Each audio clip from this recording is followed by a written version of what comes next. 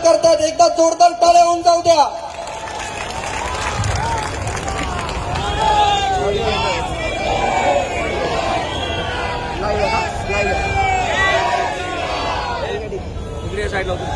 व्यासपीठावर उपस्थित असलेले राष्ट्रीय संत निलेश चंद्र मुनी महाराज, कोकण रत्न विश्वनाथ महाराज, उपस्थित असलेले अन्य सर्व प्रमुख मान्यवर, उपस्थित असलेले सर्व हिंदू बंधू भगिनींनो आणि माझे सर्व तरुण मित्रांनो,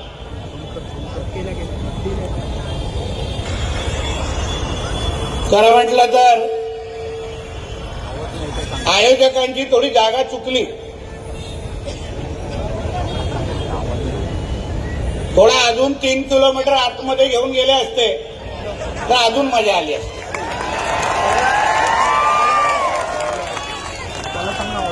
आता एवढा जवळ आणलंच आहे तर कुठेतरी थेट मुंब्राच्या चौकामध्ये ही सभा घेतली असती तर अजून मजा आली असती. कारण का शेवटी हे कोणाच्या आप्पाचं मुंब्रा नाही आहे, हे आमच्या हिंदू राष्ट्रामधले ही मुंब्रा देवी आहे. मुंब्रा देवी, आणि म्हणून आम्हाला इथे सभा घेणं, आमच्या भगवादारी मुंब्रामध्ये जाऊन आमच्या या हिंदू भूमीवर छत्रपती शिवाजी महाराजांचा जयघोष करणं, यासाठी आम्हाला कोणाची परवानगीची गरज नाही. आणि म्हणून या निमित्ताने माझ्या अगोदर दोन्ही मान्यवरांनी थोडक्यात असली तरी आपल्या सगळ्यांमध्ये चांगली हवा भरलेली आहे. आज छत्रपती शिवाजी महाराजांच्या पुण्यतिथी निमित्ताने आज आपण छत्रपती शिवाजी महाराजांच्या नावाचा जयघोष करण्यासाठी ज्या हिंदवी स्वराज्याची स्थापना आमच्या छत्रपती शिवाजी महाराजांनी केली, त्या या हिंदू भूमीमध्ये आपण त्यांच्या विचार आणि तेही दाखवलेल्या दिशा यावर विचार मांडण्यासाठी आपण सगळेजण इथे उपस्थित आहोत. छत्रपती शिवाजी महाराज जसा अगोदर आमच्या मान्यवरांनी उल्लेख केला, हिंदवी स्वराज्याचे संस्थापक ज्यांना ब्रिटिशांनी त्यांच्या नावाचा उल्लेख करत असताना हिंदू सेनापती म्हणून केलेला. हिंदू सेनापती, त्यांना कोणी काही सेक्युलर राजा म्हटलं नाही. 18 पगड जातींना एकत्र करून हिंदवी स्वराज्याचे संस्थापक म्हणून आपण आपल्या छत्रपती शिवाजी महाराजांना ओळखतो. स्वराज्याची लढाई ही इस्लाम विरोधात होती, स्वराज्याची लढाई ही हिंदू विरुद्ध मुसलमान होती. हे आपल्याला स्पष्ट सर्वात पहिले समजून घेतलं पाहिजे. म्हणून आपल्यातले काय आहेत बाळगाव,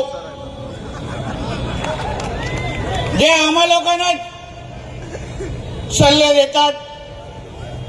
जसा सगळा इतिहास त्यांनीच वाचलाय, आम्ही तेव्हा गोट्या खेळत होतो. बस म्हणे छत्रपती शिवाजी महाराजांच्या सैन्यामध्ये मुसलमान सैनिक होते. काय कोणाच्या पाकिस्तान मधला अब्बा मोजायला गेला होता काय? हा अर्धा आहे, दुसरा अर्धा आहे, असं कापलेले मोजायला गेलेले काय? ते काय पूर्ण नसतात ना.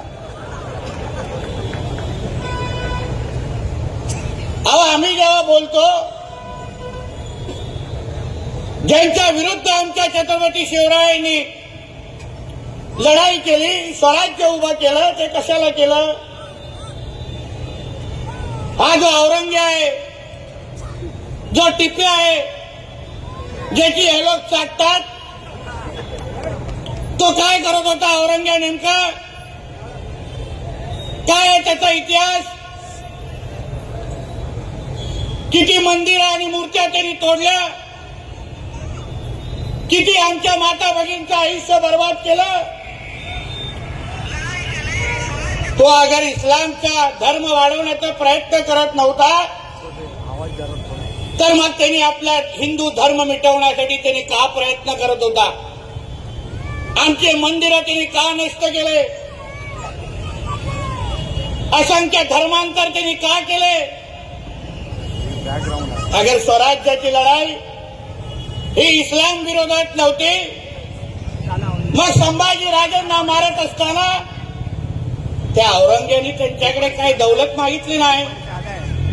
औरंग्याने त्यांना फक्त सांगितलं, संभाजी तुम्ही फक्त तुमचा धर्म बदला, सगळा काय तुमच्या पायावर आणून ठेवतो.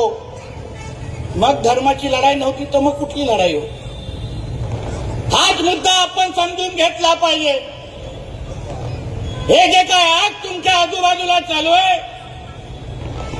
हे औरंग्याच्या पिल्लावर आहेत, हे टिप्याच्या पिल्लावर आहेत, जे ह्या मातीशी गद्दारी करून, या हिंदू राष्ट्राशी गद्दारी करून त्या औरंग्याला परत जिवंत करण्याचा प्रयत्न करतायत. हे तुम्ही हिंदू समाज म्हणून तुम्ही लोकांनी ओळखलं पाहिजे. का एकत्र आलो पाहिजे आपण? का आम्ही इकडे तुमच्यासाठी लढायला आलोय?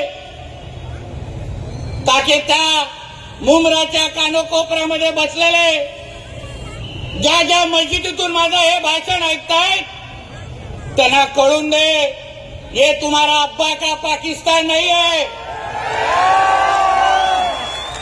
ये मेरे छत्रपति शिवाजी महाराज का हिंदू राष्ट्र है. ये लिख के रखो और हर शुक्रवार को अपने लोगों को बताओ हर शुक्रवार को. अगर भूलने की आदत होगी तो हर शुक्रवार को मैं तुम्हारे पास 5 वक्त आने को तैयार हूं. आम्ही आठवण करून देतो ना. आम्हाला माहिती आहे कसं आठवण करून द्यायचं.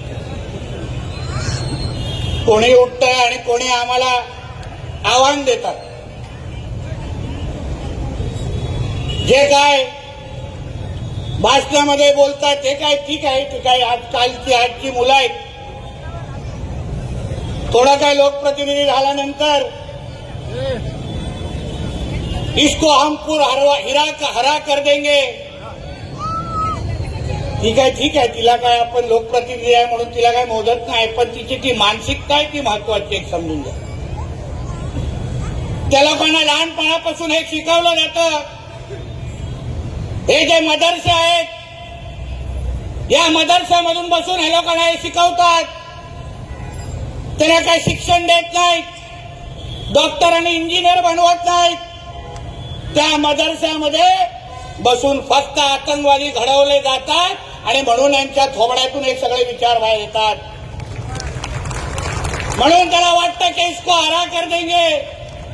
म्हणून तर मी त्या दिवशी बोललो ना, सर्वात पहिलं काम करायला पाहिजे ते सगळे मदरसे बंद करून टाका आणि हे सगळ्या आतंकवाद्यांना बाहेर काढा. पाहिजे तुम्ही थोडं थांबा. बघा, सरकारच्या एका वर्षामध्ये आम्ही आणला ना धर्म स्वतंत्र कायदा, आणला की नाही? आता धर्म स्वतंत्र कायद्यापर्यंत पोचलोय. आता पुढचा टप्पा मदरसांचा आहे, लक्षात घ्या. म्हणून जे कोण काय आतमध्ये दाढी कुरवळत बसलेत ना, त्यांना वाटतं की आतमध्ये जाऊन तुम्ही आतंकवादी घडवाल.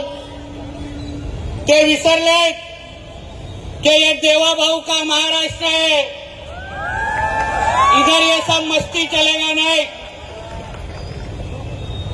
तुम्हें जिथे जिथे या हिंदू भूमीला कुठल्याही पद्धतीची अडचण करायला तयार व्हायला आम्ही उभे आहोत. तिथे आम्ही उभे आहोत. तुम्ही वेळ आणि तारीख सांगायचे, आम्ही तिथे उभं राहायला तयार आहे. पण आता आपलं सरकारच आपल्या विचाराचं आहे. तुम्ही 2024ला या महाराष्ट्राच्या हिंदू समाजने या राज्यामध्ये हिंदुत्वादी विचाराचं सरकार निवडून दिलं. हिंदुत्वादी विचाराचा मुख्यमंत्री आज त्या 6व्या माळ्यावर बसलाय. तुम्ही कसलीही चिंता करू नका. यांनी 100 जन्म घेतले तरी काही हिरवा करू शकणार नाही. काही हिरवा करू शकणार नाही. आम्हालाही बघायचंय कुठून हिरवा आणतात. आम्हालाही बघायचं. आमच्या काय पोलिसांच्या दांड्यांना काय कमी जमायला काय? आम्हाला माहिती आहे काय काय कुठे कुठे चालतं. आम्हाला आमच्या महाराष्ट्रामध्ये येऊन आमच्या हिंदू समाजाला धमकवायचं नाही.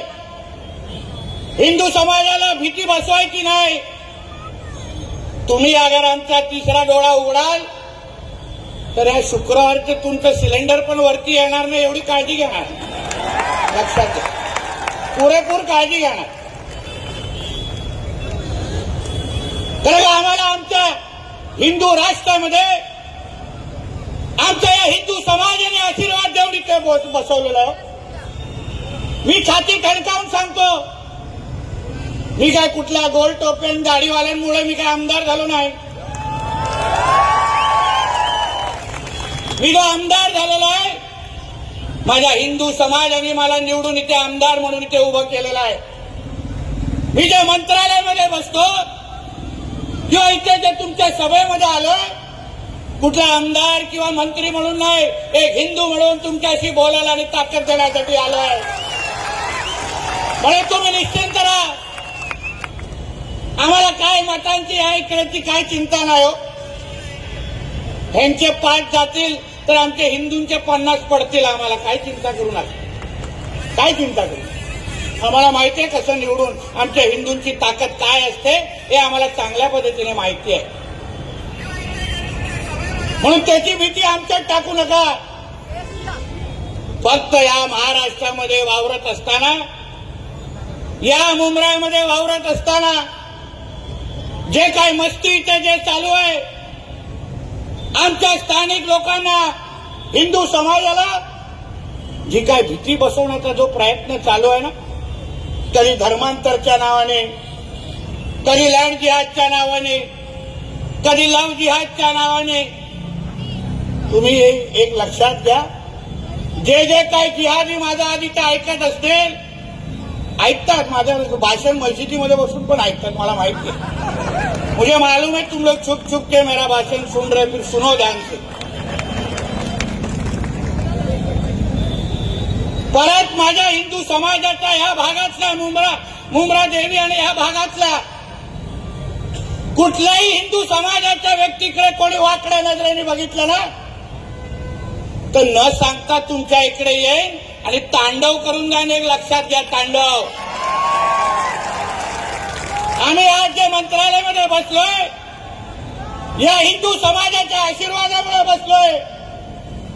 हे सरकार हिंदू समाजाचं आहे आणि म्हणून ह्यांच्याकडे कोणी वाकड्या नजरेने बघितलं, ह्यांच्यामध्ये कोणी भीती पसरवली तर मग पुढचा कार्यक्रम आमचा.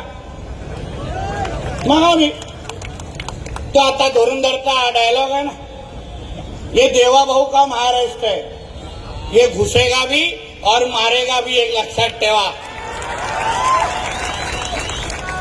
आणि म्हणून इथून तर हे फक्त 3 किलोमीटर पर्यंत सुरुवात आहे.